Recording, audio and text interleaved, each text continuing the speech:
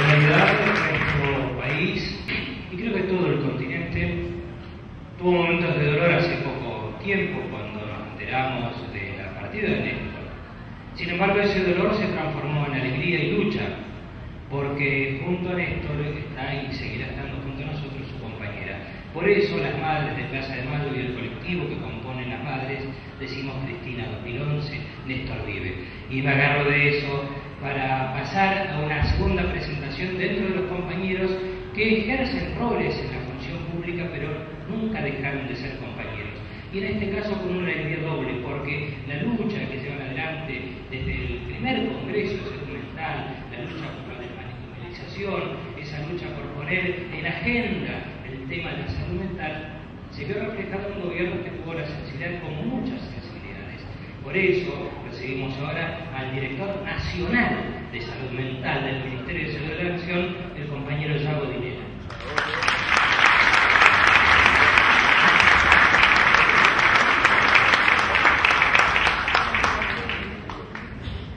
Buenas tardes. Después de las alocuciones, de los discursos que tuvimos, convengamos que está difícil poder decir algo distinto, original y nuevo. Yo les quiero plantear dos o tres cosas a partir de nuestra breve experiencia todavía de la creación de la Dirección Nacional y de por qué creemos que eso tiene mucho que ver con lo que aquí está sucediendo desde hace tantos años y que cada año crece y crece. La Presidenta de la Nación tomó una decisión en mayo de este año, a fines de abril, empezamos a funcionar en mayo, y fue crear una Dirección Nacional de Salud Mental y de Adicciones. Desde los años 80 no había ningún organismo de este tipo, pero además agregó un plus, una novedad, y es que integró salud mental y adicciones por primera vez en la historia del Ministerio de Salud como parte de las políticas sanitarias e integradas en un único organismo. Esa decisión es una decisión que pone fin a una parte de la discusión, y es qué hacer con las personas que tienen abuso o uso nocivo de sustancias. Lo que hay que hacer es atenderlas. No hay ni que perseguirlas, ni que encerrarlas, ni que castigarlas.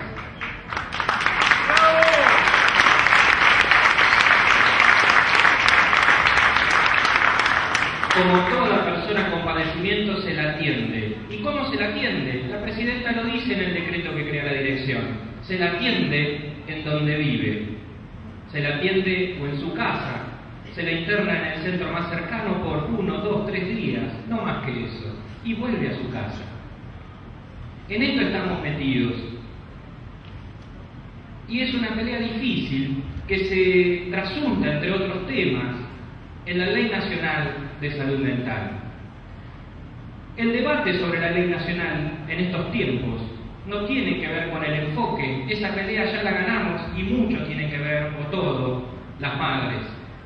El enfoque de derechos ya no se discute en el campo de la salud mental y de las adicciones. Pero sí se discute cómo se ha de atender a estas personas. Y están quienes siguen sosteniendo hoy en día que se las deben cerrar. Este planteo es el que hoy está en discusión en la ley, aunque se hable de otras cosas. Porque cuando se habla de quién lidera un equipo, también se habla de cómo se lo lidera. Y si quien lidera el equipo solo puede ser aquel que trate la parte biológica del sujeto y los otros deben opinar o ni siquiera, entonces no estamos hablando de una persona que vive en la comunidad, sino de un cuerpo que debe ser atendido o encerrado para ser atendido.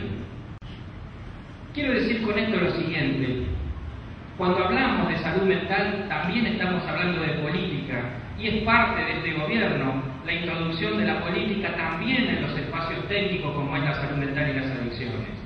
Y la discusión política tiene que ver con la discusión económica.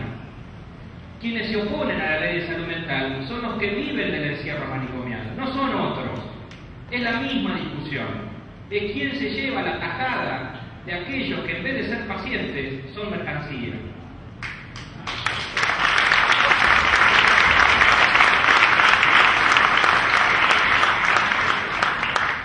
Y este pasaje del paciente a la mercancía es lo que estamos discutiendo detrás de la ley.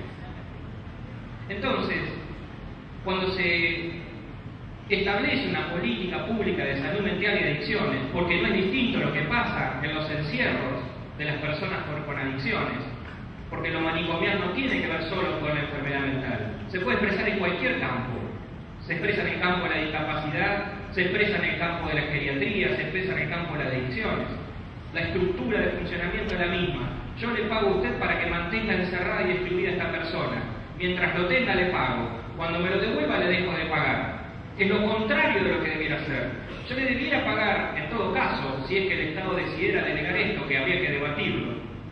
Si yo decidiera delegarlo, debiera pagar para que lo devuelva a la comunidad, no para que lo tenga fuera de ella.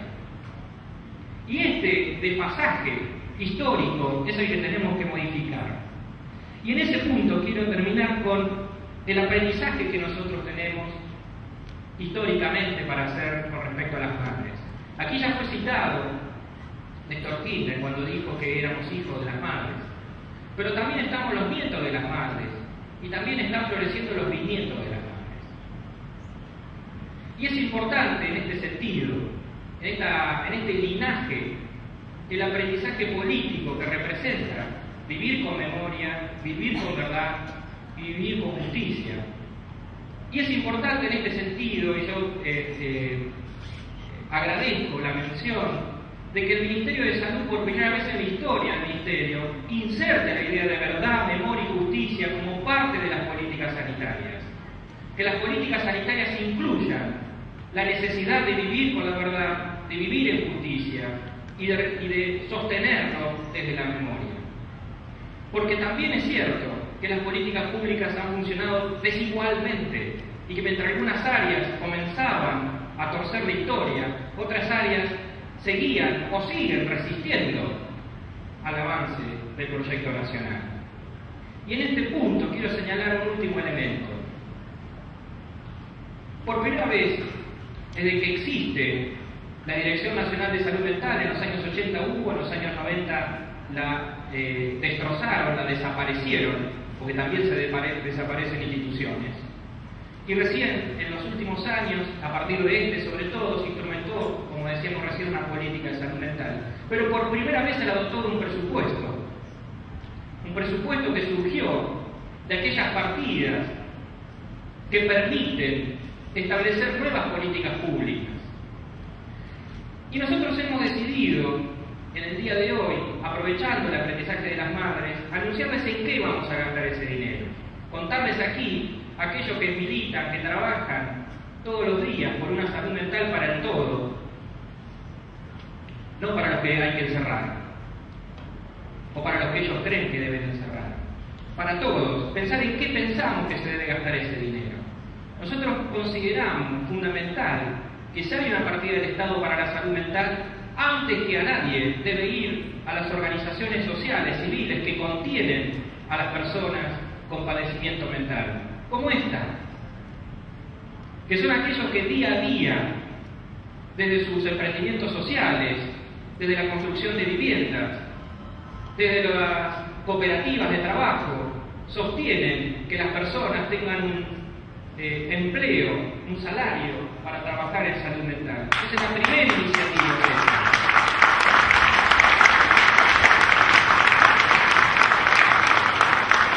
También necesitamos que los profesionales, que las universidades que forman a los profesionales sobre todo, se formen en el enfoque de derechos. Entonces la segunda partida es viene para formar por la vía de la extensión universitaria. Estudiantes de nivel terciario y de nivel académico de grado, de nivel universitario, que trabajen desde la extensión en la inclusión social de las personas con padecimientos mentales o adicciones. Y en tercer lugar, por último, sabemos que el principal problema de nuestro país tiene dos fuentes: los manicomios y los sectores de la población que no acceden a servicios de salud mental porque no existen, porque no están. Hace poco nos informaron que en todo el impenetrable chaqueño no hay un solo equipo de salud mental trabajando por parte del Estado, y que solo acceden, por lo tanto, a los privados aquellos que tienen poder económico.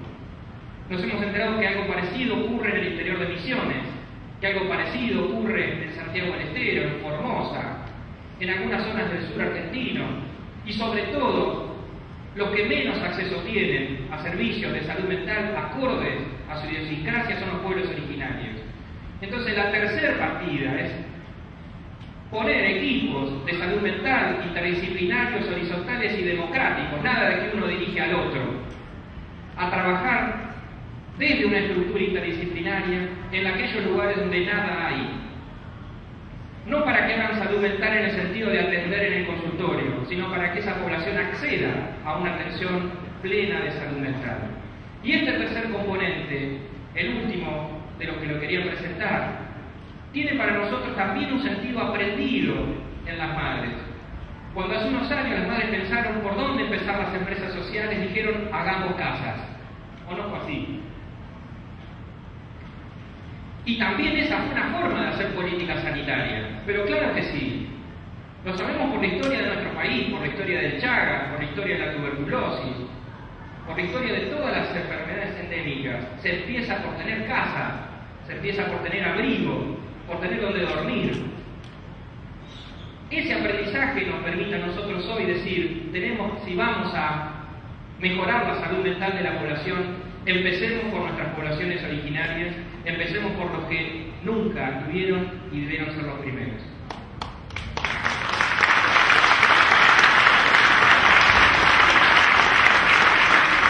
De modo que quiero agradecer la invitación. Nos enorgullece como Dirección Nacional en nuestro primer año de vida poder estar aquí. Nos enorgullece además porque unos cuantos del equipo de salud mental además somos familiares de detenidos desaparecidos.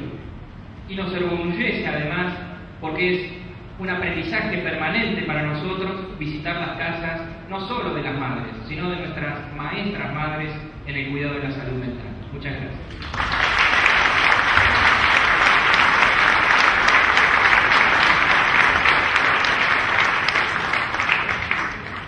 Ellas luchan por la vida.